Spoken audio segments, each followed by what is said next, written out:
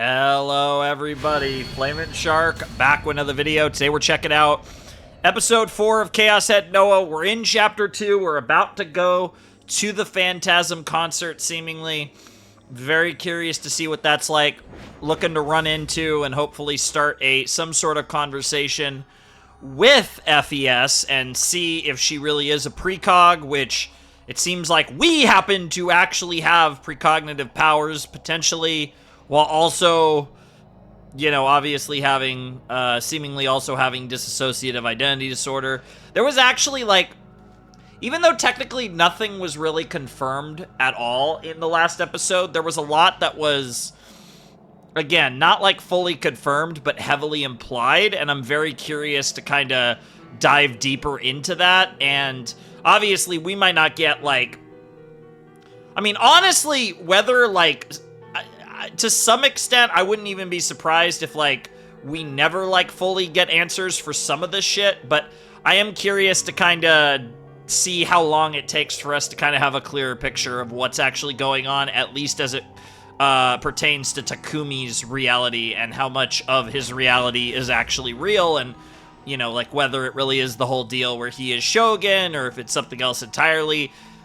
I feel like there's a very kind of tricky wavelength going on here where it feels like a lot of these characters, like, it feels like there's some next level gaslighting going on, like, and perhaps a much grander conspiracy than is obvious, but then at the same time, it's like, I feel like the nature of a series like this and kind of just Chiyomaru's, I mean, at least from my experience, like, Chiyomaru's content in general just kind of gives you that vibe, so that it plays with your kind of expectations there, and, like, it's like, to what extent do you think such realities will come to pass, and, like, what is or isn't the tie-in of, you know, this shit, and to what extent, right? Like, I think that's, like, the cool thing, because, like, it's fully possible that, like, the reality of this scenario here is rather simple, and, you know, it's a lot of smoke and mirrors that's designed to make you think that things are more complicated than they are, and is perhaps even some of that might even be just a extension of Takumi's delusions. But then there's also the world where, like, he's such a delusional head case that you don't actually believe that the crazy conspiracy bullshit is actually genuine, or at least some of it's genuine, so you can't parse through fiction and reality. And I feel like that's such an interesting, like, gameplay experience for the reader, and I think that's, like, a really cool way to kind of work your VN, because obviously pretty much almost all of the VNs I've played have kind of been, like, mysteries to varying degrees. I guess the one that I would say, I guess, doesn't really fall under that classification is Fate Stay Night. Like, there's a lot of really, you know, narrative reveals and plot twists and all that stuff, but I wouldn't necessarily call it a mystery kind of, I wouldn't call that one of the genres it's playing in, whereas I do think ChäoS at Noah does fit into that. You know, it's really about kind of solving what the hell is going on. Even if it's not through the vein of, like, more of, like, a detective-style story, right? In the vein of, like, your Danganronpas or your Ace Attorneys or, you know, your Eyes or stuff like that, where it's more, this is more, like, directly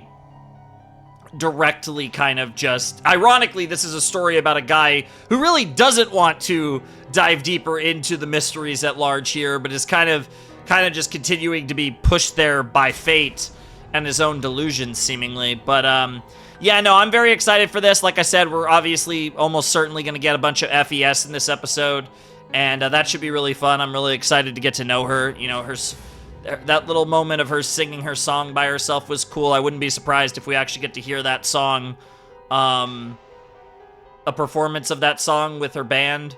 That would be fun. But, yeah, I don't really have much else to say, so let's stop messing around and let's just get right to it. Let's jump into, just want to double check, yep, we are on this 8th save, so let's jump in to more of Chapter 2. We played a little bit of Click Me, but we have a lot more, presumably, of Chapter 2 yet to come. I don't even know if we'll get through Chapter 2 in this video. That would be awesome if we did, but I'm not getting my hopes up there. But anyways, hiding in the shadow of a telephone pole, I looked at the gigantous concert hall from afar. After agonizing over it all day yesterday, I'd somehow managed to nut up and did what needed to be done. So here I was. It might be Gigantes. It's probably Gigantes. It was located on a narrow street in Shibuya beneath the elevated railroad tracks. It had a very distinct red brick exterior. Yeah, it looks cool. It really looks the part of like exactly the type of place that you would expect like a punk, kind of indie punk, Japanese indie punk band like Phantasm to be playing at. The interior was lit up too, giving off an old-fashioned, austere vibe that made it feel as if I'd been transported back in time to the 50s or something. Yeah, but almost like that, like almost London Underground kind of vibes, or like I could see something like this in like LA or New York or Chicago as well. To think that a spot like this was in Shibuya of all places. I had no idea it even existed until yesterday.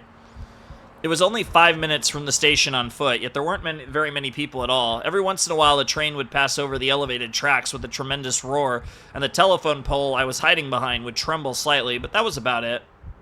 Just a moment ago, there had been a bunch of what appeared to be Phantasm fans in front of Gigantes. Some of them were wearing outfits so out there, I'd almost mistaken them for cosplayers. Oh, I'd love to actually see some of those, but I know we don't have that much budget.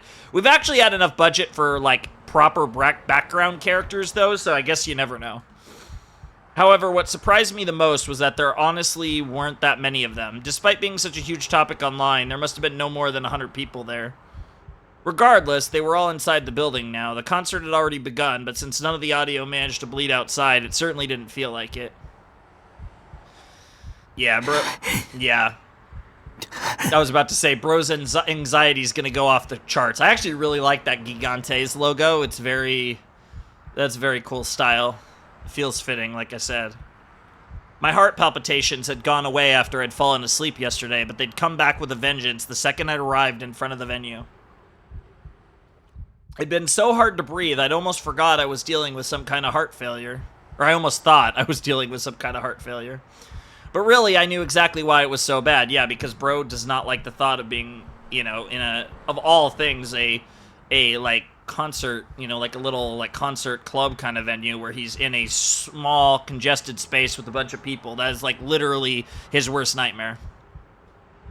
This place was filled with a thick, impenetrable darkness. The demon girl and her underlings could be lurking around any corner. And there's that.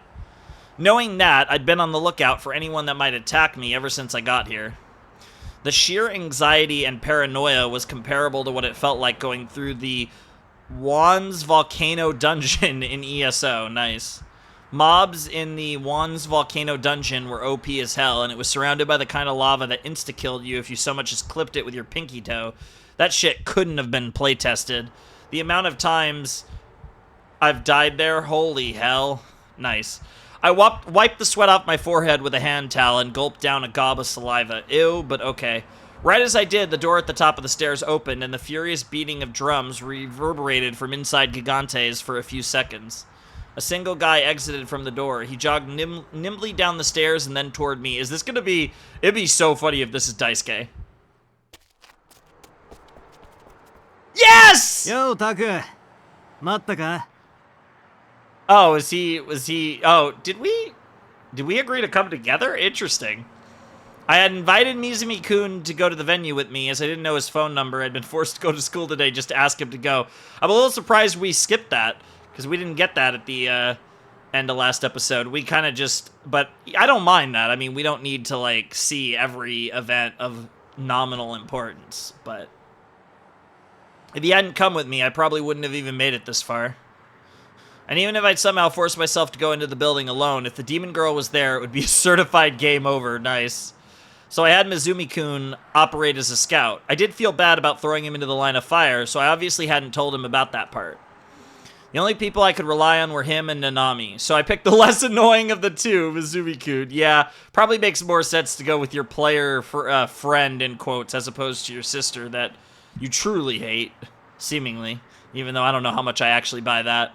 I even covered his ticket cost, so in a sense you could say I hired him for 1,000 yen. ほらよ、これ CD な。俺自分の分も買っちまったよ。 Nice. Mizumi-kun handed me a Phantasm album. They were being sold for an outrageous premium in online auctions, but I'd heard on @channel that they were also available at their concert, so I'd asked Mizumi-kun to buy one for me.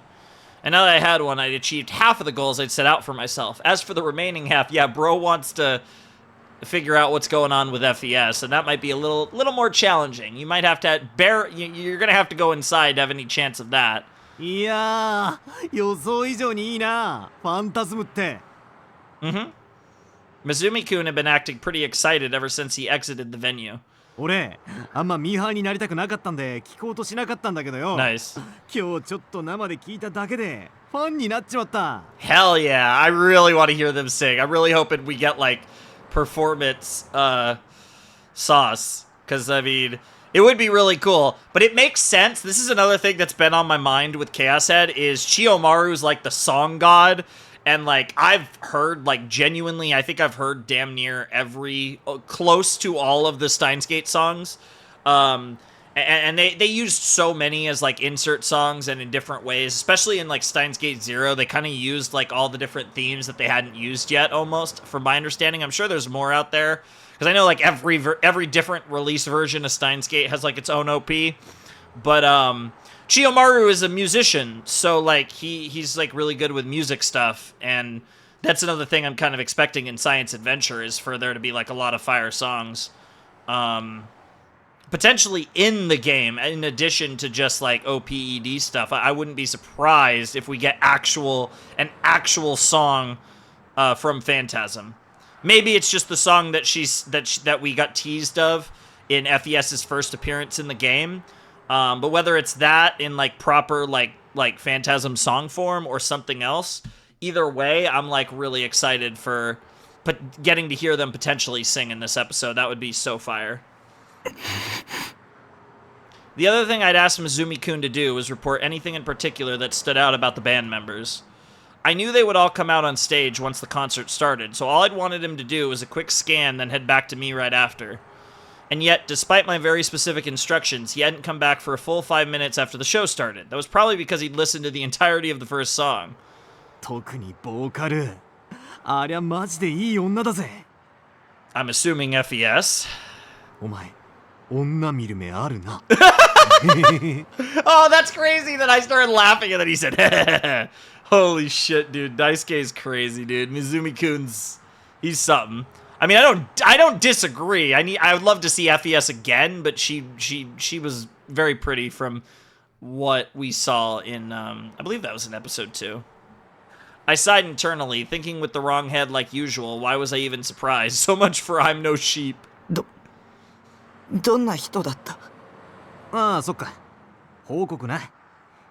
なんか探偵みてえで面白いな。Hey. そう思わねえ？ Hell yeah. Mizumi-kun grinned to himself, and I pressed him again to tell me about FES's appearance. 髪型はショートカットだった。え？ And just like that, there was already a huge discrepancy. Did that mean FES wasn't the demon girl? No, wait. I couldn't let myself jump to conclusions here. She could have just cut her hair, or she could have used hair extensions, or she could have changed it in some other way. It wouldn't surprise me if she'd been in disguise when I'd seen her at the crime scene. I'm surprised we're really getting a tip list for hair extensions. Also known as a hairpiece, a type of hair accessory is a patch of artificial hair worn primarily by women for fashion purposes. That is, I mean, like, because I feel like for a lot of these, it's just like, okay, this is a term that, like, a lot of people might, not everyone might understand. I feel like of all of them, this feels like one where it's like, they really put this on the tips list, which almost makes me wonder if there's a chance that the only reason this is actually on the tips list is because for some reason hair extensions are actually important to the story. So they just wanted to be extra sure you knew what they were. Because I feel like everyone knows what that is. スタイルがすっげえ良くて、あと背が高かったな。ありゃ俺と同じぐらいはあるんじゃねえの？ Interesting. 背が。 Yeah, that was something that I couldn't tell in the slightest from the shot we got, because she was all alone in that shot. And the same height as you. Mizumi-kun and I were about the same height, which meant FES was probably around 170 centimeters tall. Pretty tall for a girl. But I hadn't gotten that impression at all when I encountered the demon girl. My memories from back then were hazy, but I still felt like the demon girl had been shorter than me. Yet another thing that didn't line up then. 他には。そうだな。アンニュイな雰囲気してたな。Mm-hmm. Sure. 声はクールってイメージかな。結構ボソボソと喋るタイプだった。Sure. 胸のサイズはまあま Yeah, I do recall that she didn't have like a crazy rack or anything, but it is funny that Misumi just goes straight for that shit. あ。でもゴスパンの服は妙な色気があったぜ。ああいうのもありだな。 Interesting. 断然あり。Not bad at all. I'm actually really excited to see this. Oh, god damn it. Every single word he said was completely fucking useless. Then again, I'd only gotten a quick look at the demon girl, so I couldn't exactly list her features. This plan was probably doomed from the start. っていうかよ。そんなにフェスに興味あるなら自分の目で見ればいいじゃねえか。ほら、 Yeah. 行こうぜ。 I mean, that's what we gotta do. え Oh my god, you pussy! Mizumi-kun began to push me from behind, forcing me up the stairs to Gigati's. Hell yeah. I desperately tried to fight back, but Mizumi-kun was stronger than me. I couldn't get away. Nice. 待って。 Oh my god. 見たいんだろフェスの顔を。素直になるって。 Dude, he's... Like, I get it that, like, bro is, like a one giant ball of, like, anxiety and a bunch of other shit, but, like, unironically, and I'm saying this as a compliment, I think it's a great job by the Seiyu, but Takumi has such a pussy voice, like, oh my god. The VA that played Takumi has done a tremendous job. Like, the performance has been fantastic. 浮気ってのは男の差がだよな。たくも大人になったもんだぜ。 Oh my god. は Yeah, this is after supposedly having a girlfriend, potentially, the whole Yua thing. この前一緒に帰ってたメガネの子のことは Yeah! 今夜だけは禁止になって。 No!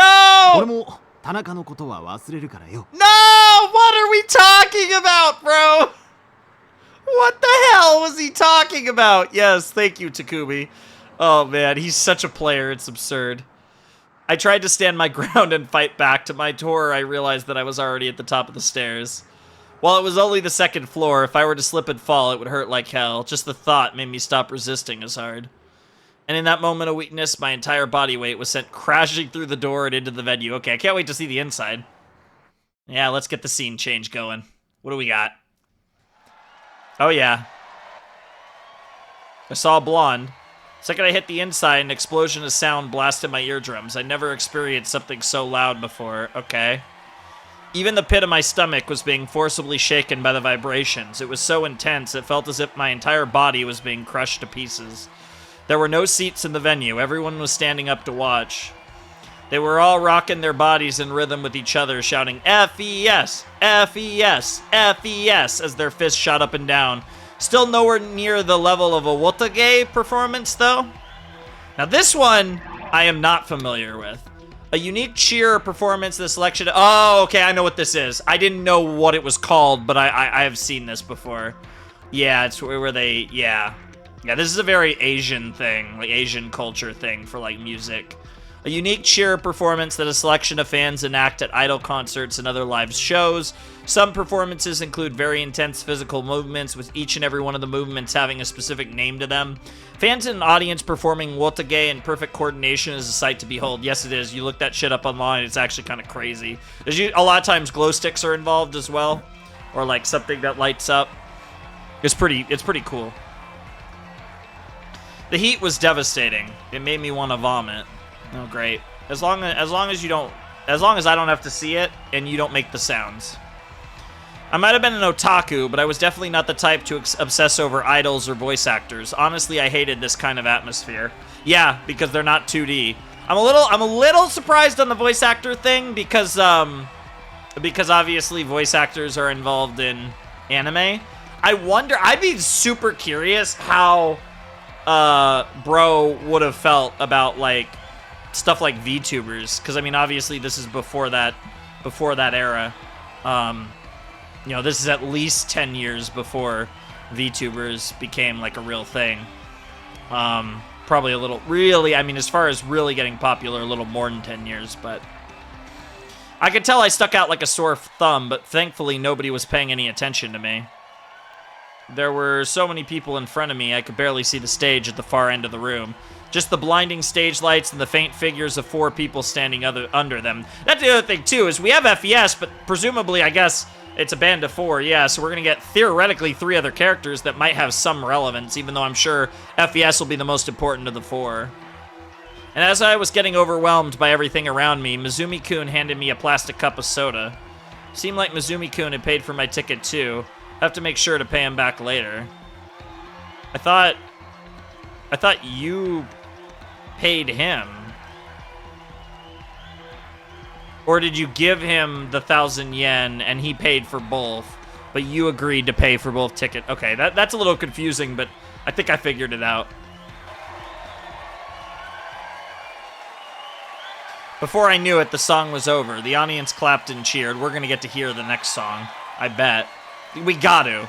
There's no way they do a scene like this with us not getting to hear the, we have to get at least one song out of this scene or I will actually be disappointed. You can't tease me like this, especially because it's Shiomaru. Then, having seemingly calmed down a little, everyone brought down their fists. Thanks to that, the road to the stage finally opened up, and I was able to see it clearly. Let's go. I got a good look at the short-haired girl standing in the middle of the stage. She was definitely not the demon girl. Let's get the shot. Let's get the shot. Oh my. Damn. I mean, they said that she had, like, the goth look to her, but god damn. That's a lot different. I mean, she's really does have the goth look going. I mean, she looks great. I mean, like, I feel like this is such an ice-cold take that, like, almost everyone can agree with, but, like, these aesthetics are incredible. Like, goth aesthetics are... I mean, if they're not peak, they're really close. Like, they're top-tier aesthetics. Especially on girls. But, yeah. I feel like that's such an ice-cold take. Like, I feel like almost everyone can agree with that. Anyways, though, yeah, she looks great. Yeah, definitely a different vibe. Interesting.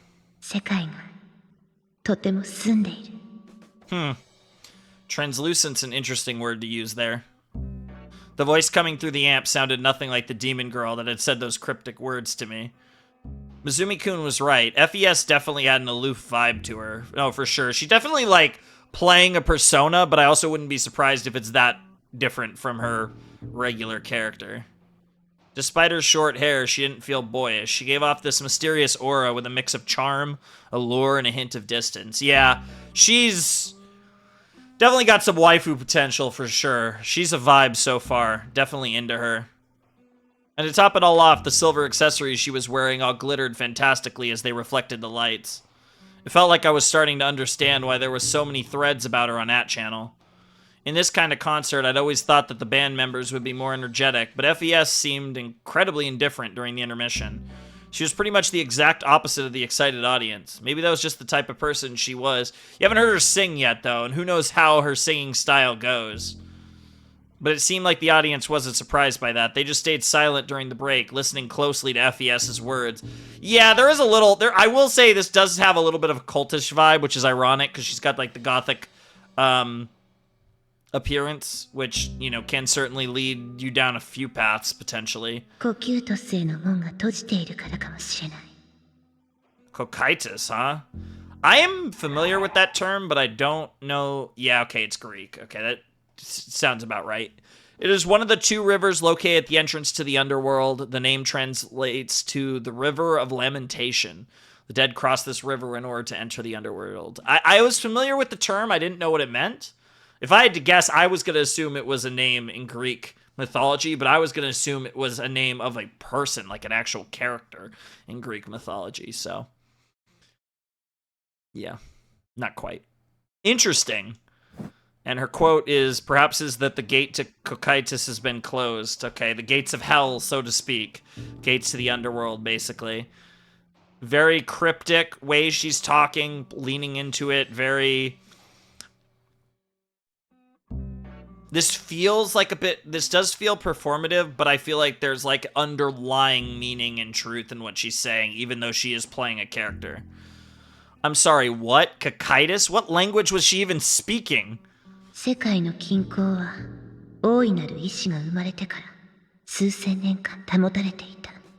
What the fuck is... What the... Okay. Okay. I can accept the Gate of Cocytus stuff. What is this Ava shit? The world's equilibrium has been maintained for millennium since the birth of the Greater Will. Like, that shit's right out of Revolutionary Girl Utena and Neon Genesis Evangelion and, like, all my favorite series. Ironically, those are probably my top 2 favorite anime not named Steins Gate. Like, that's unironically probably the top 3, but God only knows. It's so hard. But, like, I see, when I hear shit like this, like, I know she's, like, doing a bit, like, probably, but, like, lines like this are terrifying. This is the esoteric nonsense that I love so much. でも今、それは崩れつつある。とても不安定。Interesting. だから、私は歌うわ。Huh. 君たちのカオスを受け入れてあげる。I shall accept your chaos! Ooh! Ooh! She said one of the she said half of the title! I mean, I'm not gonna count the Noah, although honestly, that could be a reference to Noah's Ark, honestly. The Noah, even though, like, I'm just thinking of the title as Chaos Head, even though this is technically Chaos Head Noah, but, oh, she said the C word. That's crazy. Because that is the fair thing. Like, again, to compare to Steins Gate, like, Steins Gate is a term that is said consistently throughout Steins Gate. So I was wondering if Chaos Head would actually be a term in this. There's the, I think the first mention of Chaos. I could be wrong, but we have a Chaos mention. Oh, I guess they were a goth punk band, so the band members probably had characters that they played. Maybe it was an easy way to win over the hearts of fans. Just spout some random nonsense that hinted that it might mean something, giving it enough mystique to keep people engrossed. That shit's so true. It's one of those things where it's like, it's esoteric bullshit. This is what I always call it when like like shows and games and like series do shit like this. But the ones that actually like have depth to them, like nothing like esoteric nonsense when like there's depth behind it. It's like the greatest thing ever. And like, I love that, like, Takumi's reaction is just like, what the fuck does any of this shit mean? Because that's relatable as shit. Because, like, even though, like, I can understand what she's saying, like, there's a million ways to interpret it. So it's like, even if you understand all the words and how they go together, that doesn't mean that you actually have a clue of what she's actually trying to say. Speaking of mystique, FES was holding something strange in her hand. In her left hand was a plain old mic, but in the other she was holding some sort of weirdly shaped mic stand. It looked kind of like a sword. It was shaped so elegantly it felt sinister. It looked so sharp that if you even so much as grazed it, it would slice your finger in two. It was huge too, as tall as FES in fact. I'd love to see a shot of that. There was also lines of glass embedded in it, which glowed with an ominous blue light. Is this somehow her guitar? I couldn't tell if it was really a sword or not. Like, that would be funny if it's a guitar. I'm assuming she's just a singer, but, you know, I wouldn't be surprised if she plays an instrument. I couldn't tell if it was really a sword or not, but either way, it wasn't half bad as a character accessory. No complaints there. I'd love to see it. I don't know if we're going to get a visual of that, but I was strangely captivated by it. Then, using only her right arm, FES casually lifted the huge mic stand. Oh, maybe not. And with an underhand grip, she swung it sideways. The blue light from the glass threw a wide arc with its afterglow. What the hell? That was so dangerous. What if it hit someone in the crowd? Wait a minute. Whoa. Again, I haven't watched it again because I don't want to, like, spoil myself. But the OP that was one of the weird things in the OP, was there were girls with, like, magical girl transformations and, like, crazy weapons. And I don't remember specifically. The only one that I feel like I'm confident had one was the pink-haired girl. I'm, like, almost certain she had one. But, like, is this FES's weapon, quote-unquote? God, what the fuck? Like, every time I remember that was a thing in the OP, I'm like, what the fuck is this game? Like, actually, where the hell is this going? That wasn't a mic stand. Could it be a sword? Yeah, it might literally be a sword. And every night she would use it to cut the throat of a poor audience member, harvesting blood to offer to the demon girl or something. So is this concert actually some sort of black mass organized by a bunch of witches? That would be actually awesome if that was the theme of their, of Phantasm. A fierce chill ran down my spine just thinking about it. Goosebumps covered my entire body. I should really get out of here ASAP, but the moment I thought that, FES let out a gentle whisper. Oh shit. What do we got? 次は3曲目。密教の首飾り。 Oh, the necklace of Adriana. Interesting. So you actually know how to pronounce that. Interesting. The crowd let out a huge cry of joy upon hearing that. Okay, so we're gonna get the necklace of Adriana. Can't tell if that's a guy or a girl. That looks like a guy, and then I can't tell about the one in the background. Yeah, the redhead, I have no idea. Dude, I love her outfit. Holy shit. A moment later, the members of Phantasm all started playing, and a second flood of sound poured into my ears. A thunderous... Oh! It's playing in the background. Oh, I wish there could be lyrics, but it's just playing regardless of my input. I wish this was like an auto pseudo half cutscene. We could get like lyrics on the screen. That'd be awesome. A thunderous roar came from the speakers, a roar that felt like it was going to blow out my eardrums. How have these people not gone deaf yet, hanging out in places like this all the time? Looking to my side, I noticed Mizumi-kun was fully into it, pumping his fist in sync with the rest of the audience. She can sing. Also, we get to see the weapon. That definitely is. That is a weird-ass sword. I kind of understand what he was... Oh, yeah, there she goes. It's definitely a sword. It's weird, but it's definitely a sword. The intro ended, FES began to sing, and when I heard the lyrics, I swallowed hard. Oh? Is it going to sync up now? She was singing the prophetic song that had been posted all over @channel. It was a dark piece that didn't feel the slightest bit optimistic. Even its melody felt like a religious psalm, and the lyrics behind definitely didn't help.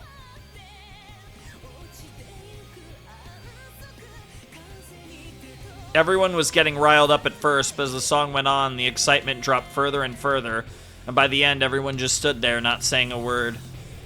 But that was because everyone was fully lost in the sound. Some of them just stared at FES, completely entranced. Dude, I swear to God, if she's actually a witch, this is gonna be so fucking funny. There was definitely something about FES's singing voice that captivated people. Even as I battled fear and nausea in the middle of the crowd, I found myself listening very closely to her song, not wanting to miss it.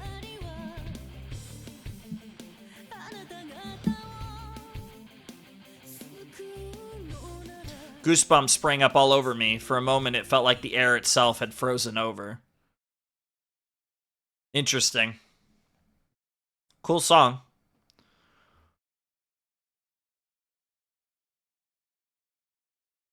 Yeah, I'll have to see if I can potentially, maybe before I do the next episode, see if I could find that song with like a translation. I know this game's a little niche though, so who knows what's out there, but I'll see if someone can maybe acquire that for me if it's not like too ridiculously spoilery or anything. The song ended. FES was looking down. I probably won't do that, to be fair. FES was looking down at the stage, swaying her body from side to side as she soaked in the last echoes of the music. And then she suddenly looked back up, and without even gazing around for a second, she looked at you.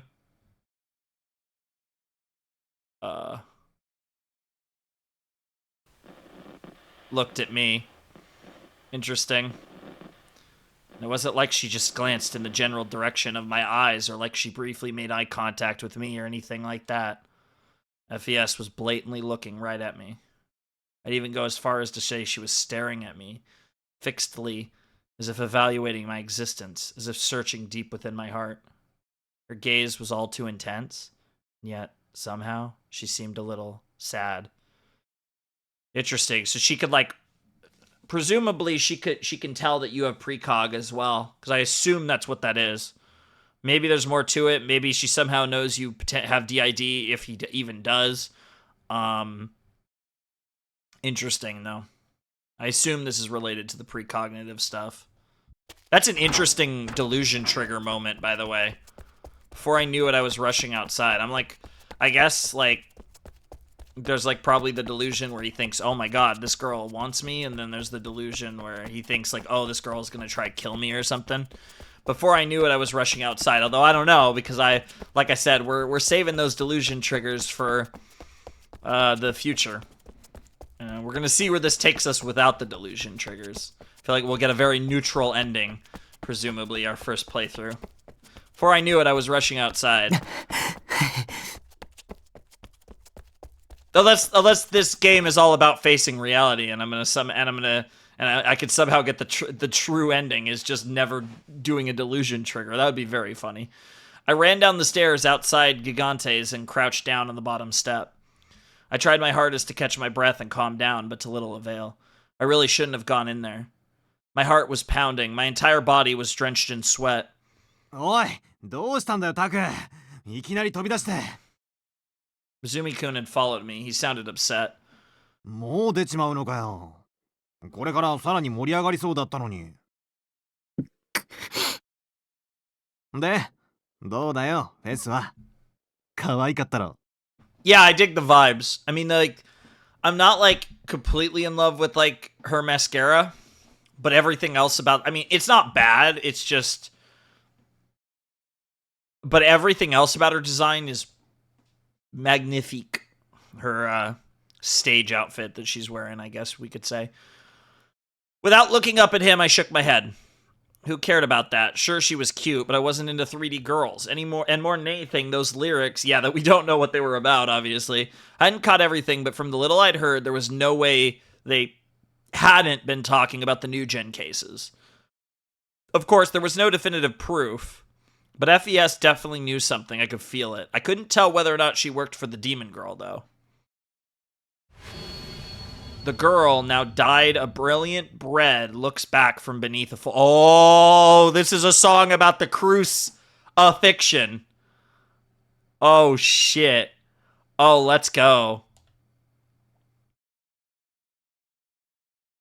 But I mean, she'd look straight at me. Yeah, what?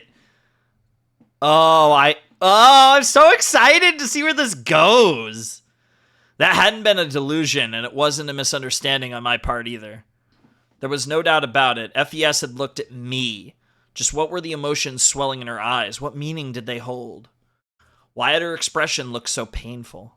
I didn't know.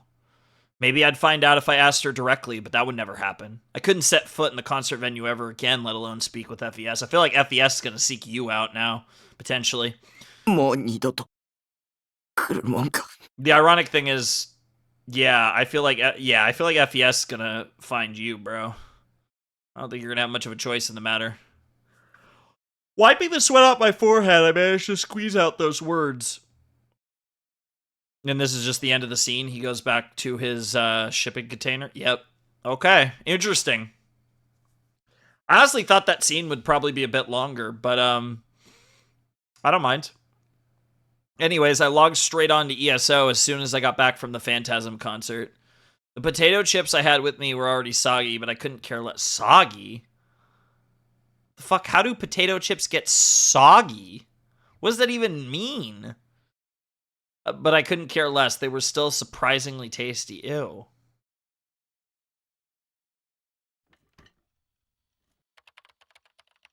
To me, ESO was my life. It was my happy place, a breath of fresh air that let me forget all about the real world. Yeah, there's the ESO music. This is such cliche, like... I don't even know what to call it. Like, this music is just very video gamey. As long as I could immerse myself in ESO, I could forget about all my troubles. I could stop being me and instead wander Baselard as Neidhart.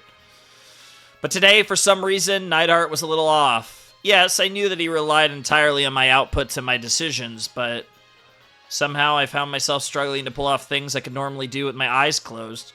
This game was supposed to be a breath of fresh air. But today, the more I played it, the more irritated I got. He's trying to run away from reality, but despite all the stressful things he's doing, what's happening here is Nishijo is starting to live his life. As ridiculous and crazy as his life is kind of becoming, he's living an actual life.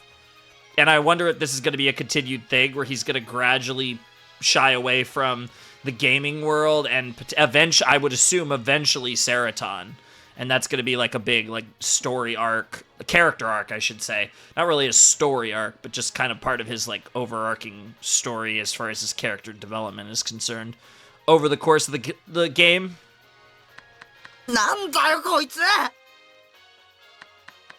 捨てるぞお前 Jesus Christ, bro's fucking gamer raging. I knew it was all my fault, but I still took my anger out on Neidhart. ああもうムカつく I yanked at my hair and kicked the bare steel wall. Having let out all my anger, I took a deep breath and sat back down on my chair. I stared vacantly at my monitor. Neidhart was just standing there, facing towards the gates of the city of Shangri-Lu, free of my control.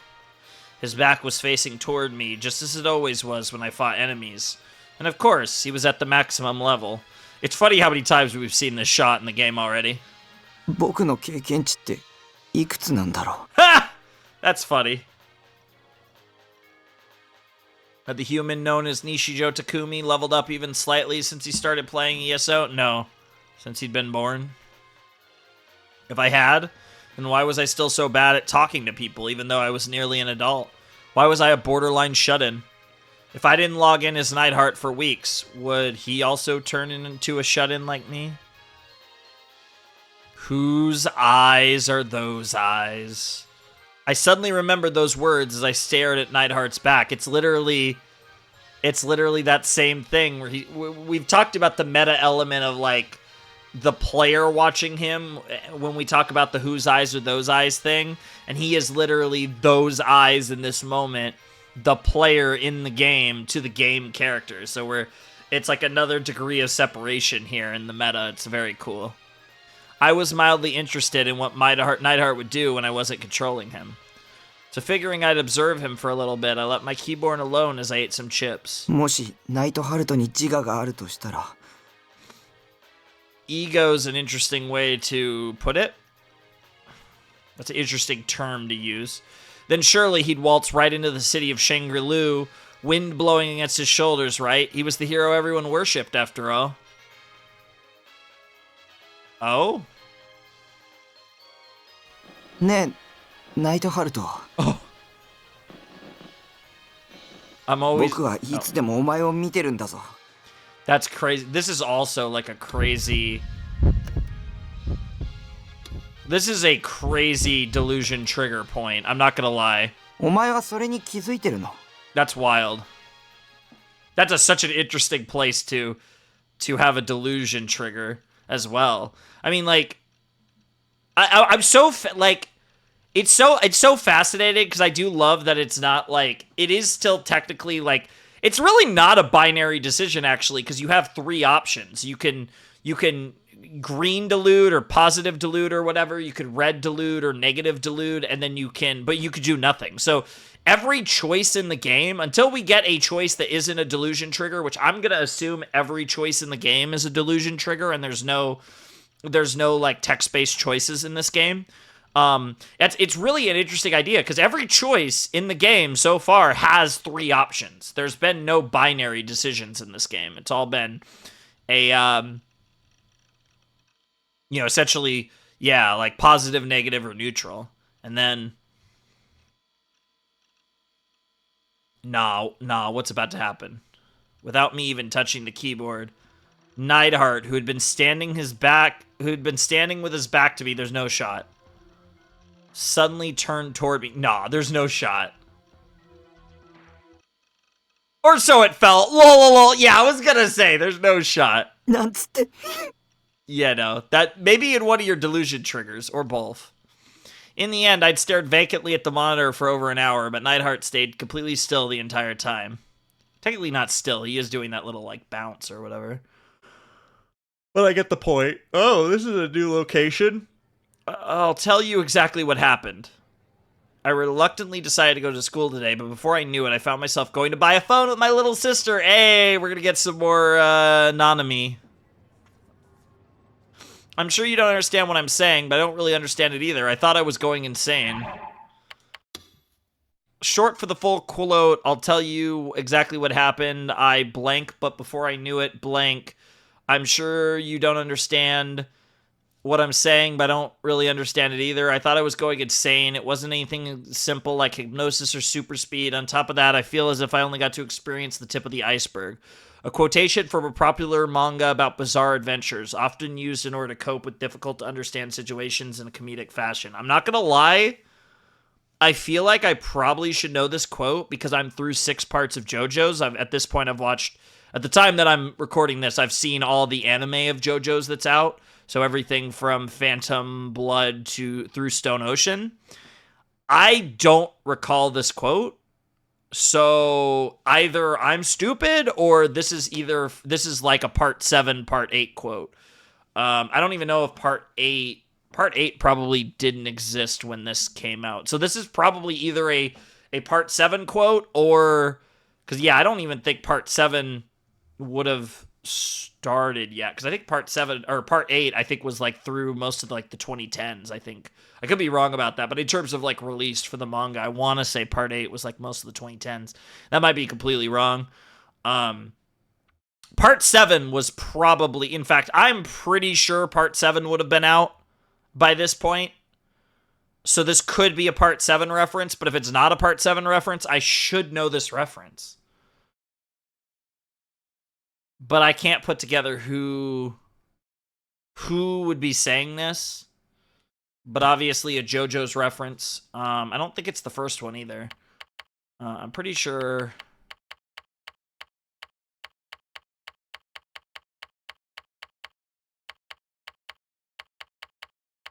Gotta love this shit. That's just funny. No, it actually doesn't look like. I'm not seeing anything that's obviously. Yeah, I'm not seeing anything that is obviously like a JoJo's reference. Interesting. Either way, though, JoJo's reference, what a shocker. I mean, 1, he's a weeb, and 2, it's JoJo's. Of course, there's a JoJo's reference. お兄何ブツブツ言ってんの Honestly, your little sis might know the JoJo's reference. She was literally reading manga in that scene when you guys were younger. Bring her out. Let's see Nanami. There she is. それよりほらこの騎士はどうかって聞いてるんだけど I love that the upbeat song like just picked up right before they put little sis on screen. I think I want to go home. Besides, how many times do I have to tell you that I don't need a cell phone? God, it hurts having a sister this brain dead. When I'd gone to school today, Nanami had made her assault right in my classroom. After happily saying, "Wow, you actually came to school today," she'd ordered me to go out and buy a phone with her once school was over. Once the bell rang, I tried to escape without her noticing, but I forgot how quick Nanami was on her feet. So after being chased and easily caught up to, I found myself being dragged all the way to the front of the station. I didn't want to go anywhere near the station. I felt like that the whole way there. Even now, I already felt like I was gonna throw up. Nanami, though, not giving a damn about what I felt, was busy admiring the many different models of display in front of the store. I don't know where I'd put her on my list of my favorite characters so far. Because I will say, I don't really feel like I have, like, a runaway favorite character. I know this is going to sound kind of psychotic, but I think my favorite character is actually Takumi, because he's so awful that I actually find him really compelling because of that. I do like Yua a lot.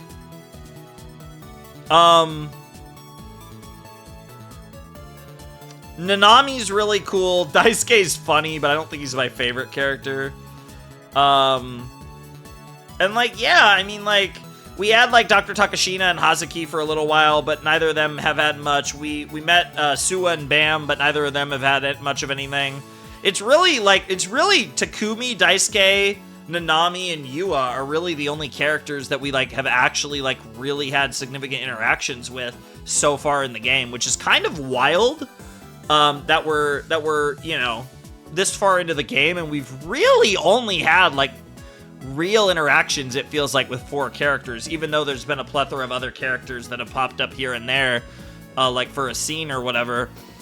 I feel like of the 4, I feel like it almost has to be Takumi, as weird as that is. I definitely think like Yua is probably my favorite girl so far, and I think I like Takumi more than Daisuke, which again, it's that weird thing where like Takumi is so awful and it's like so ridiculously intentional that it actually is like doubled back around to make him compelling. And then Daisuke is kind of funny, but you know, probably of those four characters, the one I think I'm the least interested in overall, even though he's pretty as hell, so that doesn't, you know, hurt. And then yeah, Nanami is just so upbeat and like just like clearly like just trying to do what she thinks is best for her brother, which is really cute. So I do like her, but Yui, I think Kusunoki's definitely, I think, more compelling than Nanami, at least so far. But Nanami's cute. I tried to wrap my head around why exactly Nanami was so insistent about getting me a phone, but I just got a headache instead.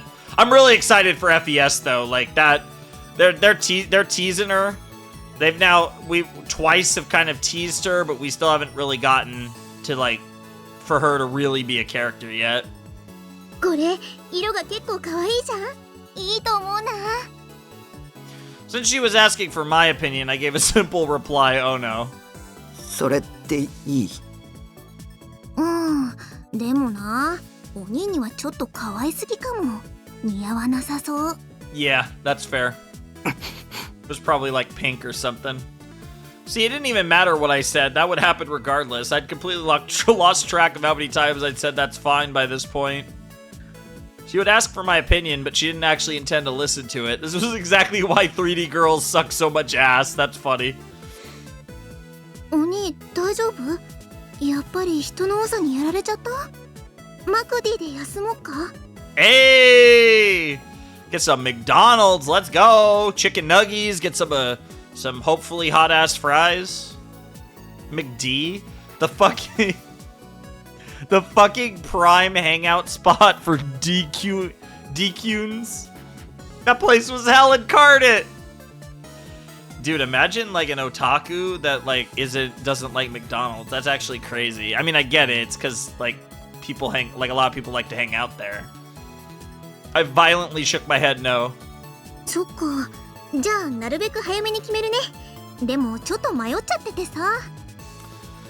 Yeah, I mean, to be fair, he's never picking one out, so you might as well just let her pick it. The problem is he's just in the hell of having to wait here with her forever.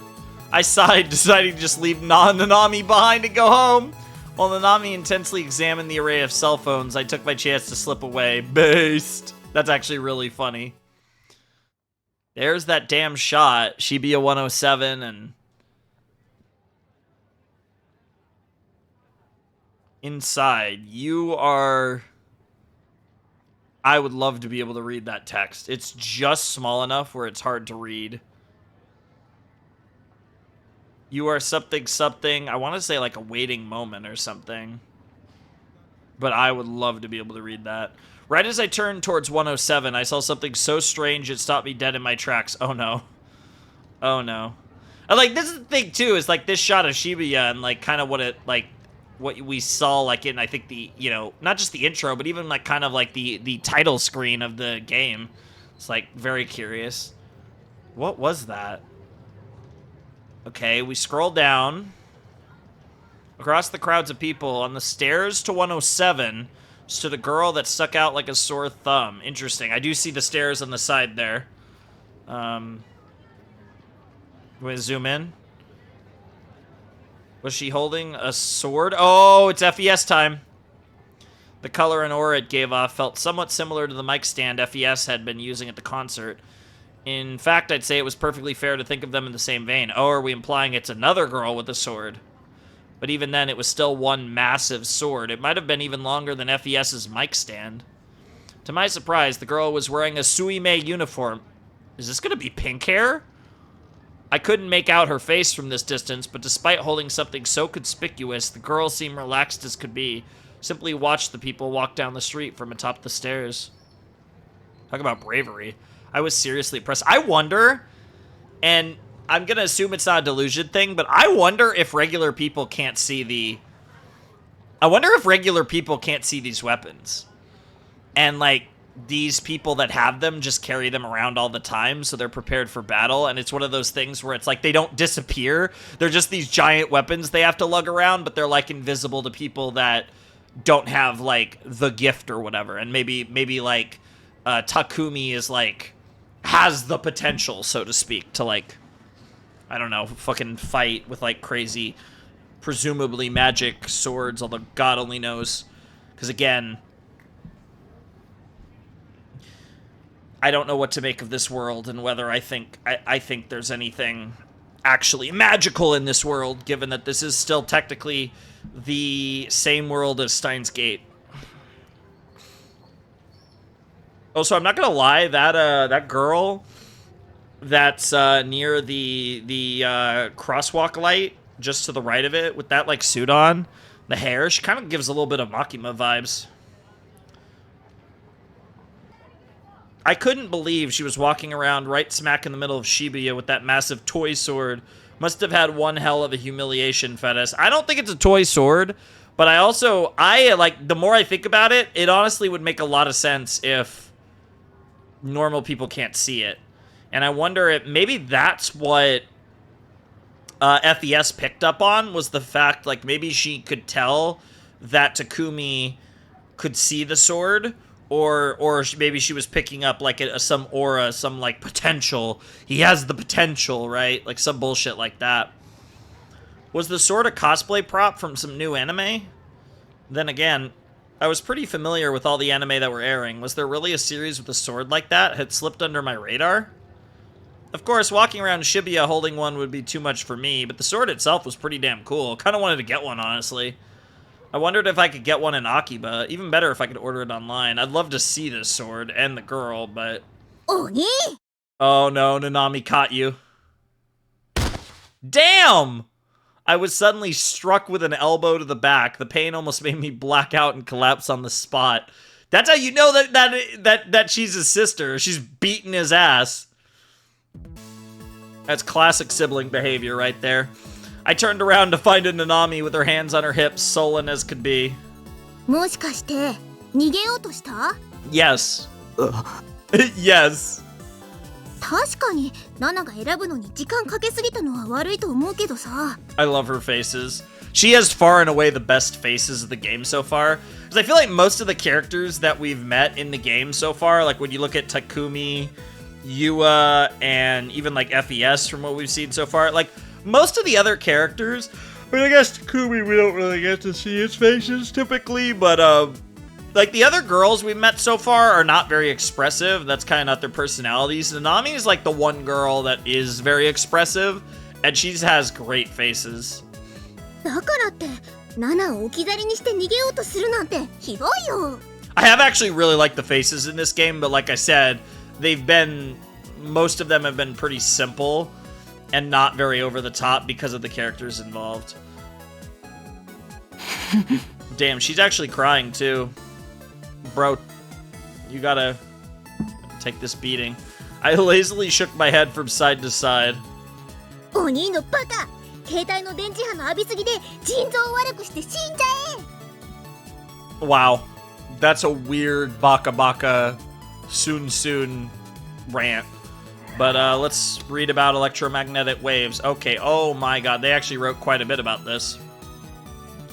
Waves that exhibit properties of both electricity and magnetism, first formally postulated by James Clerk Maxwell in 1864. The electric field and magnetic field's oscillations cause them to mutually propagate each other, resulting in a wave that radiates through its surroundings. For that reason, these waves are referred to as electromagnetic radiation. EM waves are divided by frequency into radio waves, infrared light, visible light, X-rays, ultraviolet light, and gamma rays.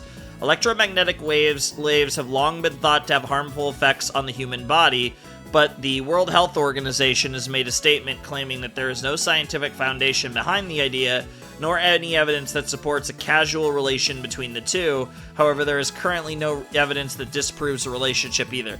What's interesting about this is EM waves is the type of thing that feels like it could have relevance to this story.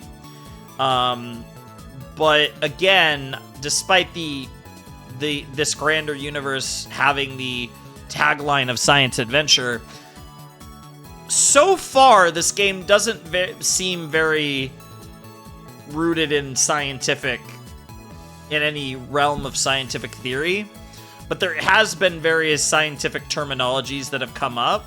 I mean, obviously Steins Gate is very much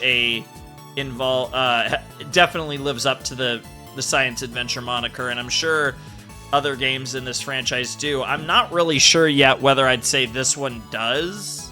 It's hard to tell, because I feel like scientific concepts have not been a big thing, but then there's like the doomsday equation, whatever, the equation that dooms this world's possibilities, and like all the weird stuff like that. The fuck was her deal?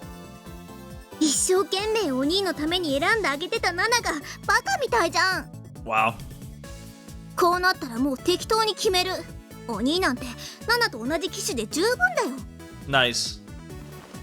Nanami forcefully grabbed my arm. 本気で今日契約するんだからね。それまで絶対逃がさない。 Nice. わかったよ。話せよ。分かったならさっさと来て。 Yeah, otherwise I'm gonna move it for you, dumbass. Baka baka dummy. I didn't have a clue why Nanami had gotten so worked up. She really was a pain in the ass. His perspective of Nanami is so funny because it's so obvious that Nanami cares about him so deeply, and bro could not give less of a shit about it, at least how he's trying, at least in the voice that's trying to tell himself that anyways. Yeah, that's interesting. We got oh wow, that's a transition. I don't know if they've used that transition before in this game. In the end, Nanami picked out a model with ease, as if she hadn't just spent 10 years trying to choose. After spending around an hour on the contract and other technical stuff, I tried to finally head back home with my phone, but Nanami stopped me. ナナが初期設定してあげるからマクディやろ。 She really wants a McDonald's. Without waiting for a response, she grabbed me by the back of my collar and started dragging me to the nearest McDonald's against my will.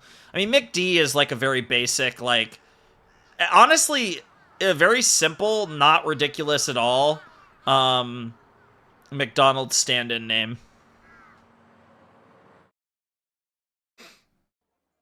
どうせお兄携帯持って帰っても電源入れずにほったらかしにするに決まってるんだから。 Yeah, it sounds about right. ナナがちゃんと使えるようにしてあげる。 Alright, let's do it. I'm really wondering, now that I think about it, I'm wondering if this phone is going to have any bearings on the gameplay of ChäoS Head, because, I mean, the phone is like a huge part of Steins Gate, and I haven't played the visual novels yet, but I wouldn't be surprised if it is for Steins Gate, so I wonder if there's going to be any element of that in ChäoS Head. God damn it, how much longer was she planning to hold me hostage? And out of all the places she could have chosen to do it in, why McD? The inside of the Shibuya McDonald's was the embodiment of chaos. There's another chaos reference. There were shitloads of people and none of them ever shut the hell up. The sheer number of Dokuns was off the charts. At the table right next to us sat 3 Dokun tier mothers with dyed brown hair, and to make things even better, they'd brought their kids with them. They just left their children, 3 little crotch goblins with red highlights, to be specific, to run around the restaurant squealing their heads off, and instead of controlling them, they just kept on chatting away. That's an awesome quote. At a different table was yet another group of Dokuns, this time made up of 4 high school guys, all laughing like obnoxious pricks. Next, 2 high school girls, complete with baggy socks and dyed brown hair, sat opposite to each other, hyper-focused on their phones. They didn't even bother talking. Beside them was a snoring middle-aged businessman slumped down at his table, making it pretty obvious that he was skipping out on work. What really made me double-take was this table close by with a group of 5 elementary schoolers Some boys, some girls, they all sat there with their little school bags on the floor, happily chatting it up with each other as their legs swung back and forth beneath the table. So considering that it was co-ed, was it a mixer? It was, wasn't it? Weren't they elementary school? Oh my god, bro, chill. Well, regardless, the point is that as far as the eye could see, there were groups of people that I have avoided like the plague. Nanami had no problem at all relaxing in a place like this. Me, on the other hand, just setting foot in here only served to make my headache and nausea 1,000 times worse. Yeah, he would go to the internet cafe. That's his idea of, like, the equivalent to this. And he'd just get a bunch of... He would have his Coke and, you know, go on ESO or do whatever. Wait, why the hell did I have to play along with my sister and stay here in the first place? ねえねえ、着信メロディーはどうする？なんか希望ある？ Without even looking in my direction, Nanami played around with my phone as she prodded me for an answer. アニソン Of course. 却下。 Overruled is crazy, girl.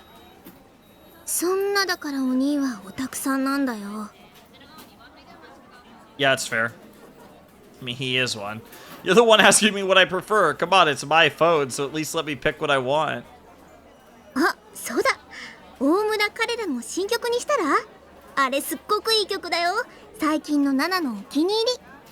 Amora Carrera, huh? I wonder if that's a reference to a real artist. それこそ却下だ Nice. まあ、お兄に大村彼らは似合わないか。No. No, he's an anime kind of guy.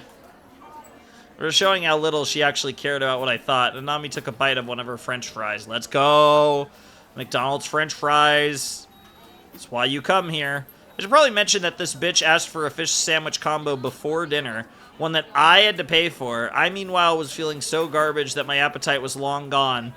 Piece of shit sister spoiling her appetite and mine. Fucking bullshit. Bro, what were you gonna fucking eat when you got back to your fucking container? You were gonna eat fucking potato chips and have like 12 Cokes. Bro, you weren't gonna eat real food anyways. So like, that is funny though that she was like, girl was like, can you get me a Filet-O-Fish combo, please? The ironic thing is too is that despite everything, bro did buy him he does still buy her the Filet-O-Fish combo, right? Like that's like where like there's the dissonance with this character. That's actually really interesting to me. It's like he didn't actually have to do that. あ、そうそう。それとね。 For whatever reason, Nanami placed her bag on her lap and started digging through its contents. お、あったあった。 Why? I swear to God, if this is some new gen shit, that's gonna be a wild thing to bring up in McDonald's. Then she proudly took out. Oh, it's the Garo. ゲロカエルンの不良品 What is up with these Garo froggies? They just keep coming up. It's like the Oompas. 不良品じゃないよ。先週出たギョロリゲロカエルン。 The goggling Garo froggy that came out last week, huh? は Yeah. 知らないんだ。やっぱ遅れてるな、お兄は。ゲロカエルンって毎週金曜日に新作が発売されてるんだよ。 Good lord. The marketing is crazy. もう全部で12種類ぐらいあるんだから。 Damn, they're cooking. Seriously, was there really enough demand for weekly releases? ナナが携帯につけてるのは最初に出た普通のゲロカエルンでしょ。 Nice. で、次がデブッチョゲロカエルンで、 Fatty Garo その Froggy 次 is が crazy. カクカクゲロカエルン。 Rugged Garo Froggy might be crazier. Without skipping a beat, Nanami recited the names of the various Garo Froggies. 第4弾がのっぺらゲロカエルンで、 Oh, I love that 第 we're 5 getting 弾 to hear が all of them. 輝くゲロカエルン。 I don't even know.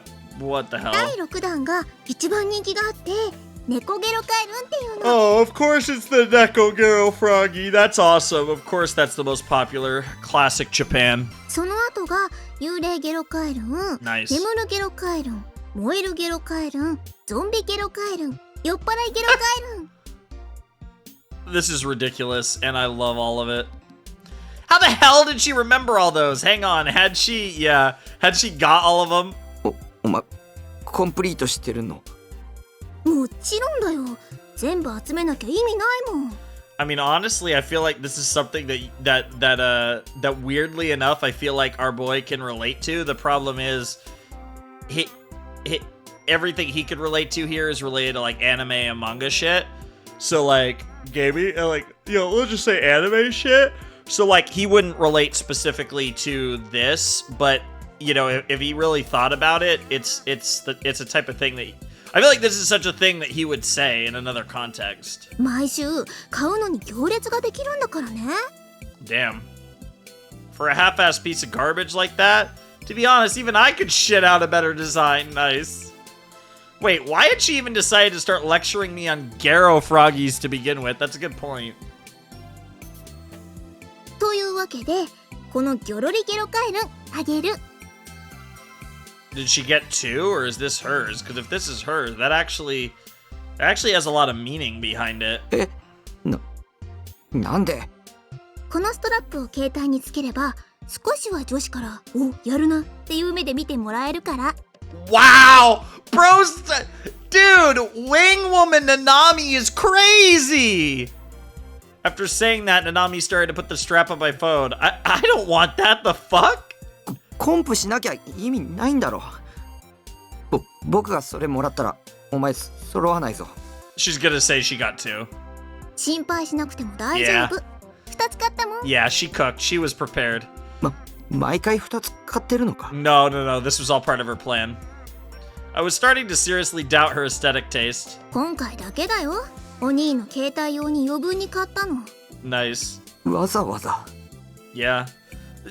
See, this is so cute because she's thinking about you. She's trying to help you gain. She's literally trying to help you like gain some Riz points. Like, this is like adorable, and like, of course, because it's Takumi, he like, yeah.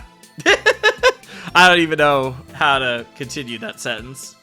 わざわざ。 Having now finished attaching the strap, Nanami gave a satisfied nod before wrapping her mouth around her soda straw. Bro, what is that sentence? In another context, everything... attaching the strap is crazy by itself.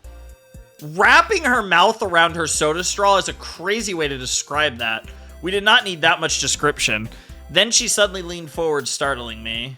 別に並んだのはお兄のためじゃないよ。 Oh, that's such a Baka line. Even though it's true, because she wanted it herself. But that is such a... It's not like it stood in line just for you or anything, Baka! あくまでついでなんだから。 Okay, that's actually kind of based. いらない。Huh? Still leaning forward, Nanami opened her eyes wide. She looked like she might throttle me at any moment. She already gave you an elbow. いらないって。ナナがわざわざ買ってきてあげたのに。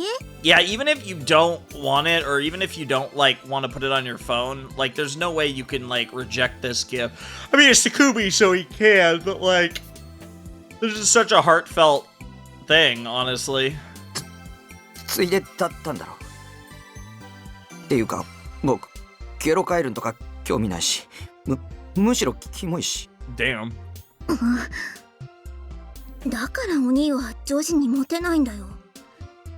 I don't think this is the main reason why he's not popular with girls. Like, I think there's more pressing issues as to why he's not popular with girls.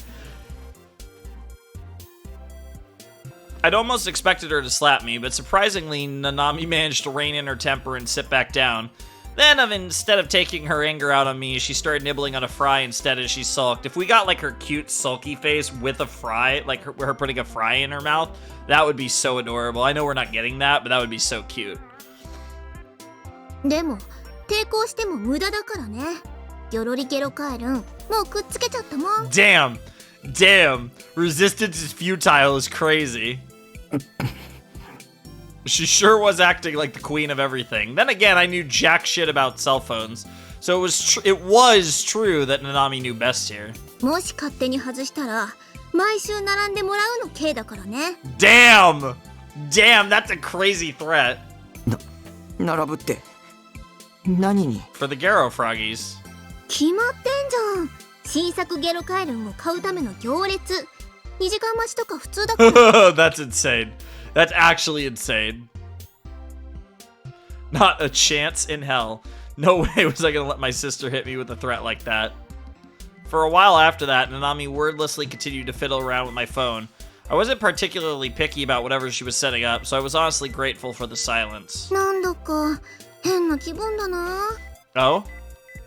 The next time she opened her mouth, her sullen demeanor from before had completely disappeared. I guess she only needed a few minutes to forget annoying shit instead of having to sleep it off. Talk about easy going. In a way, I envied her. Okay, there's at least something semi-sweet that he's at least saying about her in his internal monologue. うん、やっぱ変だよ。お兄とこうして二人で出かけるのって久しぶりな気がするもん。 Probably because we haven't. いつ以来かな。よく思い出せないや。お兄はいっつも部屋にこもってアニメ見てるかゲームしてるかだもんね。Mm-hmm. I mean, not the worst existence, to be honest. It's more his attitude that's the worst. ま、たまにはこういうのもいいかな、新鮮で。さすがに毎日はナナも嫌だけど。Oh, we actually got we got a shot of her nomming. That's cute. Yeah, that does look like a fish sandwich.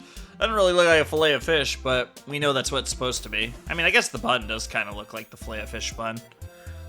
Nanami placed my phone on the table and picked up her fish sandwich. She happily undid the wrapping, then heartily sank her teeth in. Come to think of it, I feel like she'd said at one point that the fish sandwich here was her favorite food. せいぜい太るがいいさ。 What the fuck? Oh no! Oh no, she heard that! Have fun getting fat, cow, foo hee hee is crazy. It's one of those things where it's like, I've noticed like he hasn't had as many of those like mega like fuck the universe, fuck 3D women, fuck everything lines. And I noticed, yeah, like now that he's hanging out with his sister, he's had a few in his head, but that's a crazy thing to say to your sister in any context, but especially in public. Because, I mean, it's also, I'm sure there are, like, sub-sibling relationships where that's, like, you know, they do talk to each other like that, but damn. Nanami instantly stopped moving. I don't think we're going to get this shot for much longer. She glared at me menacingly. She glared menacingly! And there's a menacingly equals JoJo's reference. Just kidding. Then, after hesitating for a second, she bashfully held out her half-eaten fish sandwich. 半分食べる？ What? What? Excuse me? Now she's all embarrassed? That's the reaction? Damn, even her ears are hot. What the hell? Not gonna lie, fillet of fish does sound kind of good, low-key. もう手遅れだよ。What the fuck?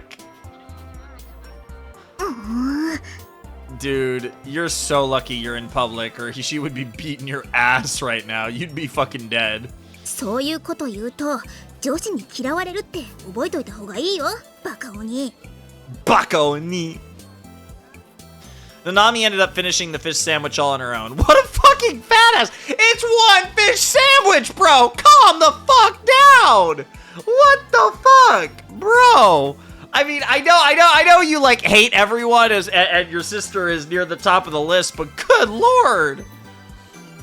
Talking about being a fat ass, bro, eating soggy ass potato chips. Like, I see you, motherfucker. God, I love him so much. Judgment is nigh for this guy. That's kind of wild. I wonder if that honestly kind of looks like a real character. Like, that kind of looks like a genuine design. I wonder if that's actually going to be a real character, and we're about to get a scene with them. That was an interesting scene at McDee's. Certainly was something, at the very least. But, yeah, anyways. After that, Nanami held me hostage with hours of useless chatter, and by the time I finally had my phone back, it was already dark. It had been a long, painful few hours, but eventually I was able to get away from Nanami and start heading back home. Fall seemed to be in full swing now, with the night breeze carrying a slight chill, one that soothed my headache and nausea. Sounds like he likes the cold. Those two things never failed to torment me whenever I spent a long time in crowds. This is something I'm sure a lot of people can relate to. Honestly, Nanami, kill yourself. Okay, don't actually, but still kill yourself! Holy shit! Based! What in the world? That's actually really funny that he was like, honestly, kill yourself. Okay, don't actually, but still kill yourself. That's awesome, bro. That's fucking hilarious. It's so fucking stupid. She only ever thought about herself. That is literally not the case at all. She probably didn't even have a clue about how much torture she constantly inflicted on me. Now that, you might have a point with that one. If I had the option, I'd love to snap my new phone cleanly in half right now and throw it into the nearest trash can. It wasn't like I bought it with my own money, after all. But if I actually did that, it wouldn't just be Nanami that'd come to my base, but my parents, too. And then, without picking up on a damn thing, they'd just go, oh, since it broke on you, let's go and buy you a new one. Like the idiots they were. It's almost like they are nice people and want to give you the benefit of the doubt.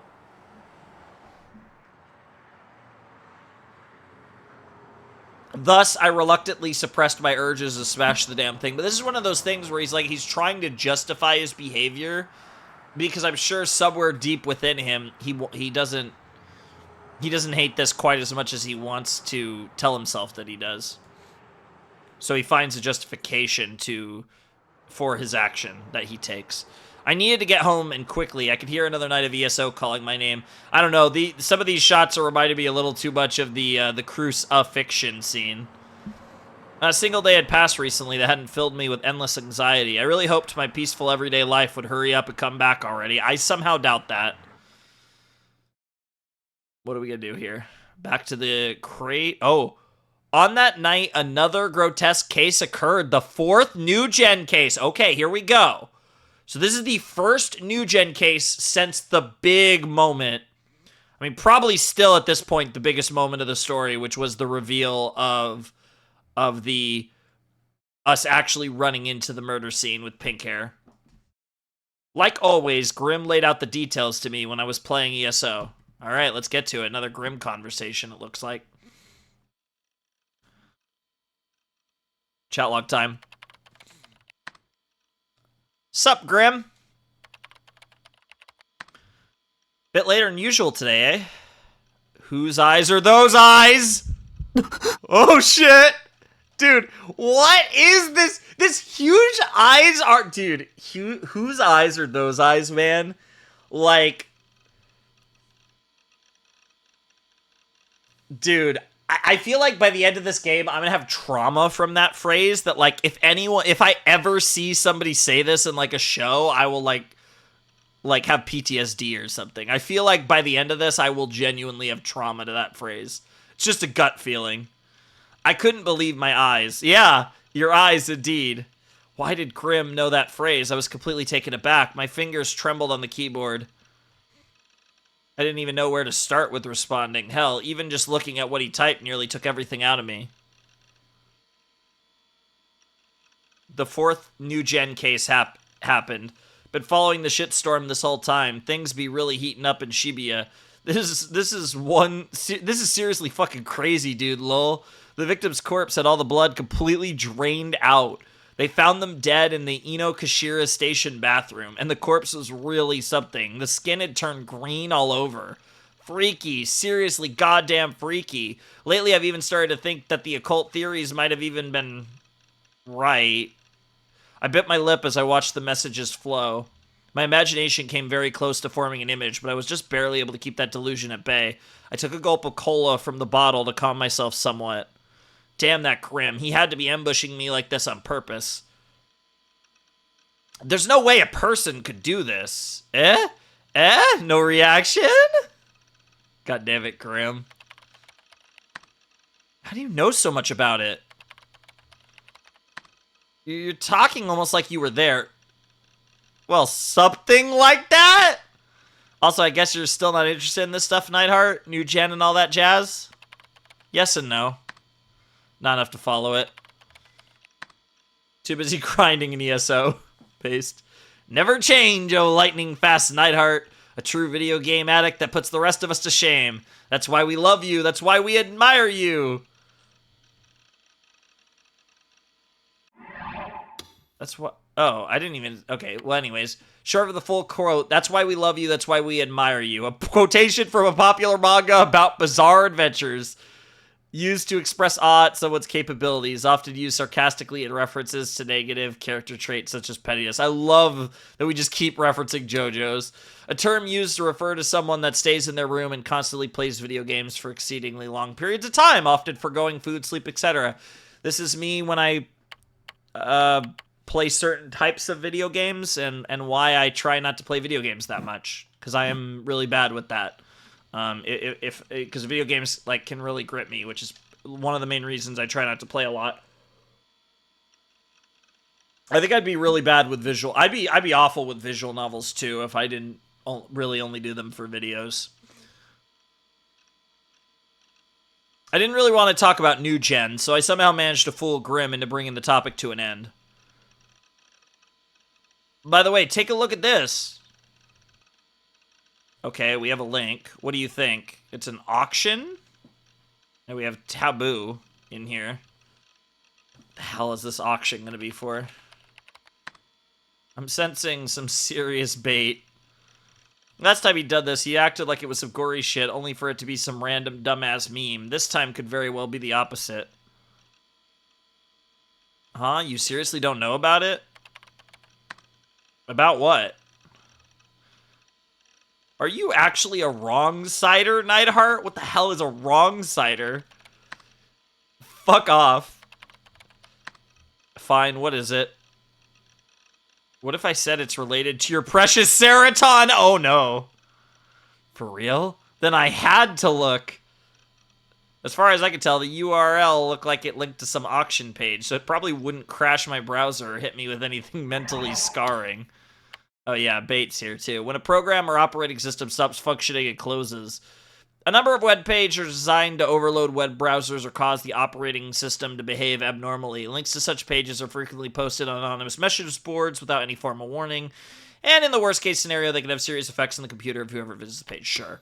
Bait. In phishing, it means to add bait to a hook. In net slang, however, it means to bait out reactions from people via posting provocative opinions or false informations. The person doing the baiting then enjoys watching the angry reactions should the victim take the bait, often abbreviated as B8. Yeah, maybe once upon a time in like the interwebs, but yeah, I genuinely can't think of a single person that would abbreviate bait as B8, to be honest. Slightly excited, I opened the link. Interesting. Type B blood. Sellings rating vamp buyer. That's crazy.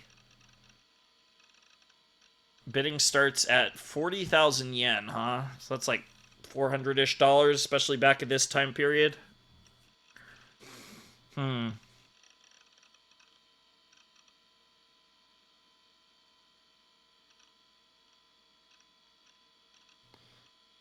Nippon Taboo, huh? It's like a Yahoo style there. Type B blood in short supply. Felt like I'd seen that title somewhere before. Yeah, no, I remember that. I absolutely remember that. Might have been deja vu again. Anyway, more importantly, where'd that fap-worthy Seraton pick? I spun my mouse wheel and scrolled down the page. Ah. Bro got fucking jebaited. What in the fuck? Oh my god. Oh my god, they're playing the... This is the title theme! Holy shit, they're playing the title theme! I could tell at a glance that the image that came up on monitor was obviously gore. I really want to see this, because, like, yeah, they talked about how the body looked green. I was curious how... I hate that I keep wanting to bring Steins Gate into this, but... I do know the vast majority of you have either played, seen, or both with that, but that would be watching this Let's Play, but still... Dude, really interesting that they're playing the title theme here. I averted my gaze to the left monitor in a panic, then quickly closed the browser. The gore had only been on my screen for less than 3 seconds, and the time I spent actually looking at it was even less than that, but even so. It's a picture of the corpse of the 4th New Gen case from before the mass media started reporting on it. It's being sold on auction like it's totally normal. It's like they're putting a price of the victim's tragic state itself. So basically the seller is 100% the new gen culprit. Isn't that insane? The seller name is Vampire. Well, actually, it's probably just a throwaway. Even so, this has caused a total shitstorm online. Been posted all over tons of image boards. There's even memes. Oh no. It's like Rule 34. People do this shit way too fast, lol. That's pretty funny. I didn't see what the thing was, but I bet it's for Rule 34. Yeah. I think we all know this one. If it exists, there's porn of it. A satirical rule on the internet stating that anything and everything has received pornographic material in some capacity. The term can also be used as a euphemism to refer to pornographic fan content in general. Another euphemism in the same vein is NSFW, or not safe for work, as opposed to SFW, or safe for work content. I feel like that's one.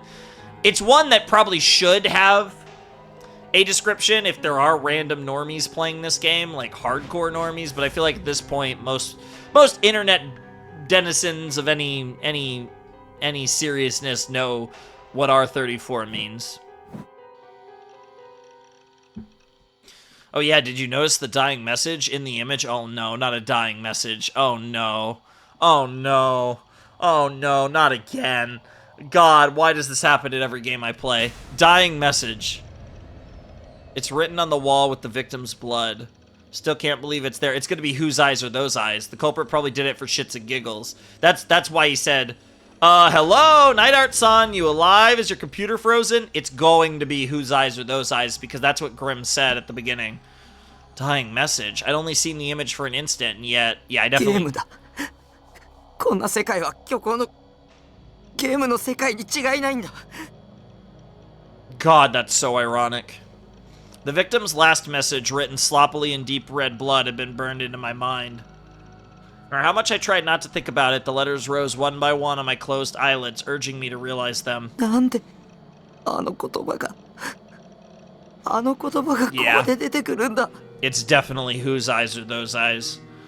I knew those words all too well, words I often murmured to myself, words I asked nobody in particular, the words Grimm had first said when I jumped on ESO. It was like they were everywhere now. Those words that I had never actually said to anyone throughout my entire life. Well, there is the, oh, yep, there it is. Yep, whose eyes are those eyes? Jesus Christ, that's disturbing. Oh, shit! Oh, why is Chapter 3 called Shogun? Bro, why is Chapter 3 called freaking Shogun, bro? That's crazy. Okay, you know what? We're gonna get our save here. Dude, Chapter 3 is... What the fuck? Chapter 3 is called Shogun. I literally just called Episode 3 Shogun without even knowing that Chapter 3 of the game would be called Shogun. I don't actually think we're super deep into this, It's so interesting, too. Like, when I go to the save, like, the whole, like, the computer aesthetic. I wonder if this... Honestly, the more I play this game, thinking about it more and more, I do wonder if this game was kind of like stuff like this especially. Like, I wonder if this was something of an inspiration. Like, I wonder if ChäoS had played an inspiration in Doki Doki Literature Club Plus, from what I've seen, right? Because like the aesthetics of like the whole like that meta kind of thing going on here with the game. I'm not even getting into the specifics of that, but you know what I'm talking about. I mean, if you know, you know. Yeah, so that concludes Chapter 2. Whose eyes are those eyes, man? It just keeps freaking coming up. It never stops. Whose eyes are those eyes? So yeah, I don't know how deep into the episode we are. In fact, God, I feel like this episode would be really, really short if we stopped here. But, like, I'm, like, really surprised that we're already done with Chapter 2. Like, I was not expecting to get... Like, I was hoping to get through Chapter 2 in this video, but I was not expecting Chapter 2 to potentially finish this quickly. I'm kind of, like, thinking in my head, like, whether I want to actually continue the game right now or not, so I figure we could just go here to the main menu, while I kind of consider this. Like, what is the real idea here, you know? Like, Because I feel like this is too short of an episode. Again, I don't know exactly how long the episode is, but I feel like we're looking at, like, sub 2 hours. I'm pretty sure, like, this is, like... I mean, maybe this is a 2-hour episode. I'm kind of thinking about, like, kind of what's rocking through my head right now is potentially just ending the episode here, presumably, and then, like, jumping into Chapter 3 in the next episode and actually just recording that right now and just kind of continuing here my Chaos Head Noah grind, because I'm recording this about a day or so, yeah, I think a day, basically a day after the last episode went up. So ironically, a week before you guys will see this episode. But but like I said, I do kind of want to grind out this game now because, like I said, we are properly locked into playing it, and I really just want to, like, keep playing it. So yeah, I don't know. I'm, like, really excited about where we go with this, and yeah, that was a fun chapter, but it felt, see, that's a thing, right? Like, I assume the chapters are all gonna have, like, kind of different lengths and stuff, but that felt, I could be wrong, because obviously the prologue went on for a while, but it kind of feels like that chapter was a fair bit shorter than chapter 1. And it very well might have been. But that's interesting, right? Because like I said, the chapters could, you know, vary a fair bit in length anyways. Like, there's no reason why they can't. But, yeah, no, I found that really compelling. I really enjoyed that. We got the FES stuff. I thought this would be a very FES-centric episode, and as it turns out, it wasn't. That felt... I will say, this was a moment, too, when I talk about, like, the Steins Gate comps. This felt very similar to a moment that happens relatively early in Steins Gate, and I mean, literally, even aesthetically, it looks similar. You guys probably know what I'm talking about, so it is kind of funny to see some of those, like, potential, like, comps, so to speak. But yeah, no, I'm like really into this. It's one of those weird things. Also, I just realized that it's the weapons, the background.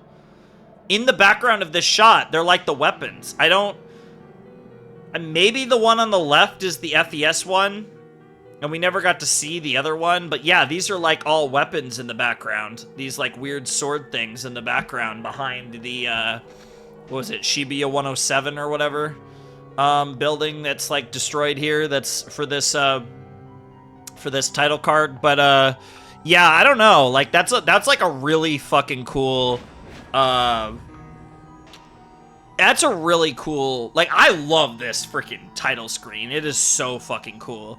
Because I love, like, I love everything about this title screen. It's freaking awesome. But, yeah, I don't know. That was a really interesting episode, and, like, kind of ending it with that, the fourth, not just the fourth New Gen murder, but specifically getting to see the picture of the fourth New Gen murder and finding out, you know, the dying message, quote-unquote, whose eyes are those eyes, and that phrase continuing to pop up over and over again throughout this game, of course, being a really interesting development as we continue to dive deeper into Chaos Head, and, you know, just kind of what it all means, because like I said, right now, like, outside of, like, super broad generalizations, I don't really even have any theories as to what's actually going on, and, like, how do these New Gen murders relate to whatever the hell this, like, pseudo-magical girls with giant swords thing seemingly that is, like, also maybe happening in the background, and yet we've had little to nothing on that. And it's like,